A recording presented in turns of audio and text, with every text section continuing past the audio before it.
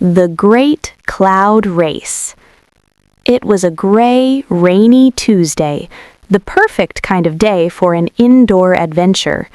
Oliver and Sophie sat on the rug with their favorite game, Cloud Hopper, tucked between them. "I'm going to reach the Golden Castle first," Oliver cheered, his eyes bright with excitement. Sophie smiled and nodded, ready to begin the race through the sky. Sophie carefully unfolded the game board. It wasn't just a path of squares, it was a world of swirling neon mists, glittery bridges, and grumpy lightning bolts. She placed the wooden explorers at the starting line, her fingers moving with practiced grace. "The clouds look extra bouncy today," she said, setting the stage for their journey. Oliver took the first turn. He grabbed the 2 oversized dice and shook them so hard they rattled like tiny drums in his cupped hands. big numbers," he whispered, closing his eyes tight and making a wish for a grand leap forward. But the dice had other plans. Oliver's little blue explorer landed right on a soggy sock square. According to the rules, he had to slide 3 spaces back into the misty marsh.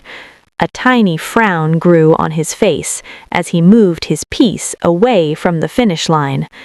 "That's not fair," he mumbled, his shoulders drooping. Sophie noticed her brother's heavy sigh. She reached into the deck and pulled out a giggle card to show him. "Look at this, Oliver. Even if you're in the marsh, you get to wear the invisible marshmallow hat." She pointed at the silly illustration of a dragon wearing a toaster on its head, trying to coax a smile out of him. Suddenly, the luck shifted. On his next turn, Oliver landed on a rainbow rocket. "Whoosh!" he cried out, lifting his blue explorer high into the air. He zoomed past the grumpy lightning bolts and landed right behind Sophie's piece. The frustration from before vanished, replaced by the thrill of the chase. They were both so close to the Golden Castle now. Only 3 squares remained. They leaned in close, their heads nearly touching as they stared at the final stretch of the board. Every roll felt like a big moment, and the room was filled with the sound of their shared laughter and clack, clack of the wooden pieces. With one final perfect roll, Sophie's red piece leapt into the Golden Castle. "I did it! I reached the top!" she cried, throwing her hands up in a victory cheer. The game was over, and the red explorer sat proudly on the final shimmering square. Oliver felt a sharp sting of disappointment in his chest.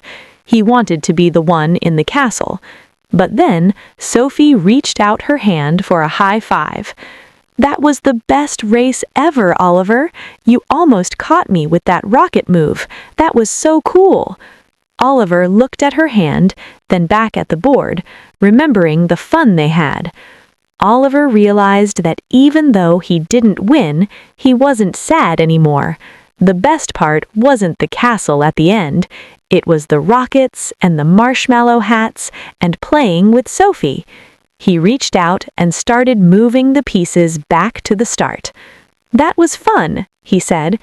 "Do you want to race again?"